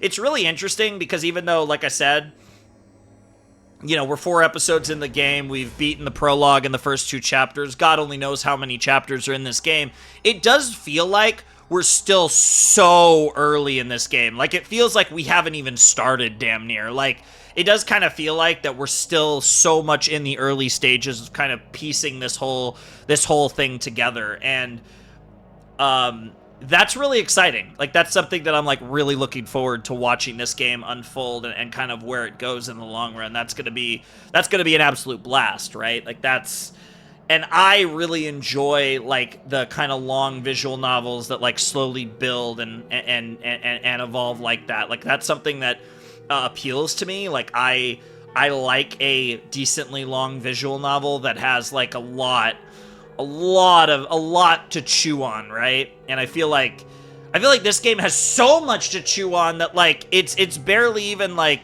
it's giving us little, like, teases right now, and it's like there's so much here that we're just barely scratching the surface at this point. I mean, to the point to where, like I said, we've really, up to this point, like, I guess, like, Grimm is a character, even though we haven't met them, we haven't put a name to the face, but, like, again, Takumi, Daisuke, Nanami, and Yua are basically the only characters we've had any significant interactions with. Takumi being our player character. So really, we've only really interacted really with 3 characters. Everyone else we've maybe had one scene with. Like, Dr. Takashino we had one scene with. Hazuki basically the same scene. We had that Suwa and Bam scene last episode. Like, we've basically had, like, only really had 3 characters of note in this game. Like, we really haven't had much of any, and then we've seen a little bit of FES, but we haven't actually had a scene between Takumi and FES once yet, which is something that I honestly was expecting in this episode. And we obviously started with the whole concert deal, and that didn't lead to a scene between Takumi and FES. So that was a really interesting development, or I guess lack of a development, even though you know, we didn't really get much out of that, but we did. But, I mean, obviously, we're going to double back to FES at some point, whether that's soon or not for a while, God only knows. And these swords are popping up, so that's definitely something as well. But it's like how all these, like, different factors link together is, like, God only knows, truly, to go to the actual graphic on our screen talking about if you were God. Which, like I said, this is a really interesting quote as well that I do really like. But, man, I don't even know where to go with this. Like, this is... Oh, man! It's so fun, too, because it does feel like... This does feel more like a proper visual novel, I feel like, than most of the other ones I've played. In a lot of ways. And I don't even know how to explain that. But like I said, because a lot of the visual novels I've played are very heavily leaning into, like, the murder mystery element, and even though this is very much a story with tons of conspiracy and intrigue and mystery and literally murder mystery elements, it does have a distinctively different feel from all of those, for sure. And, yeah, no, I'm really into this for a game that I feel like has had very... Like, it feels like it's one of those weird things where, like, the plot is progressing, and yet at the same time it kind of feels like nothing's happening. And yet, despite that, I'm, like, super engaged and really interested. And maybe that's because I find, like, Takumi's character weirdly compelling. And I'm sure that could be, like, a big reason why people wouldn't like this game is because of Takumi as the POV character. But... like I said, I do find him oddly compelling, and then every, you know, like I said, I haven't really had, like, a character in this game yet that is, like, completely, like, oh my god, this is, like, my favorite character ever. You know, I haven't really gotten that yet in this game, but at the same time, like I said, I'm weirdly just compelled by the overall vibe, right? Like, the narrative is percolating, but the actual just vibe of the story is so... like, unsettling and haunting in, like, this weird way, and it's, like, it's so cool. It's so freaking cool, and I'm, like, I am so excited to watch this story just absolutely pop the fuck off, because you know it's going to, and it's going to be crazy when we get to the point where this story just goes all out and just starts getting batshit crazy. Like, I can't wait for that. That's gonna be fantastic. But, yeah, that's apparently it for Chapter 2 of ChäoS at Noah. I'm almost tempted knowing... Like, I'm almost tempted, depending on if I can... Because, like I said, I might, what's it called? I literally called Episode 3 Shogun, not knowing that Chapter 3 is Shogun. I unironically... I don't think I've ever done this before, but I might retroactively change the name of the episodes if I get through the whole chapter in the next episode, because like I said, I am going to cut off here, and I'm just going to keep playing and jump into episode 5 here. Unironically, I might rename episode 3 to something other than Shogun and then call episode 5 Shogun, because that's actually hilarious that there was a chapter called Shogun. If the next episode doesn't cover all of chapter 3, then, you know, I probably won't bother. It'll probably be fine. But that's like really weird that there's a chapter called Shogun and I used that title for an episode prior to getting to that chapter. And that obviously tells you that I'm not really ahead on the videos at the moment. Like I said, that hopefully will be changing soon because I'm gonna, like I said, I want to really grind this game and get way ahead. But like I said, when I posted that, I had just recorded the episode, whereas here, I'm a week ahead, and then I'm about to record the next episode, so I'll be 2 weeks ahead on that. So I'm about to be 2 weeks ahead on ChäoS Head. By the time you guys see this, hopefully I'll be, a month ahead, maybe even more. Hopefully I'll be even further ahead by the time you guys actually see this, because hopefully I'll be playing this pretty consistently. I'd like to be playing this at least a few times a week. Because if I get a couple sessions in a week, I'll get way ahead, and I'd really like to get ahead of this. I think I'm gonna grind this a lot harder because, like I said, I want to be get ahead of at least one of the 2 games I'm playing, and I think between the 2 games I'm playing right now, I think this is the one that I'm like. I think because of its style and its nature compared to the other one, I think this one. There's probably more benefit for me to be playing this one, like, really, like, not necessarily binging it per se, but playing it really consistently and, like, getting way ahead of it. That'd be awesome. But anyways, I'm having a blast with this game. I really do like it. I think it's, like, it's hard to, like, put into words, like, what it is about the story that, like, really compels me. But it's gripping. It really is. And it's weird because, like I said, I don't think it's, like... It's weird because I guess in that sense... there is some comps to Steins Gate, because I do feel like, again, I've only seen the anime, but Steins Gate does start off really slow as well. I think it's perfect, but in that regard, I think it's a good thing. Like, I think the pacing is great throughout, but you can say that, like, it does take its time to develop, and I think that's part of what makes it so impactful when things really do pop off. That's honestly, I think, one of its biggest strengths as a series, at least as an anime.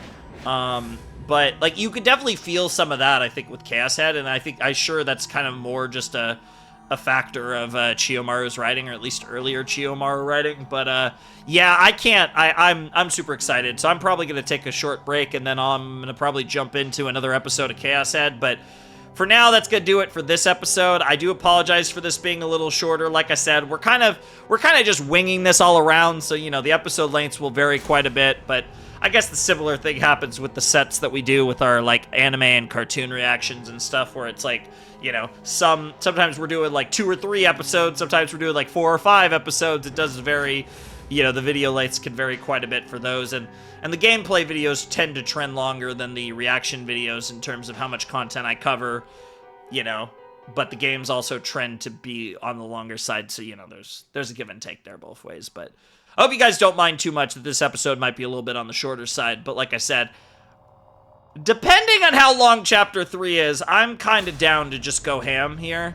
And who knows, maybe I'll actually get through all of Chapter 3. If it's not too ridiculously long, I might get through all of Chapter 3 in the next video. You never know.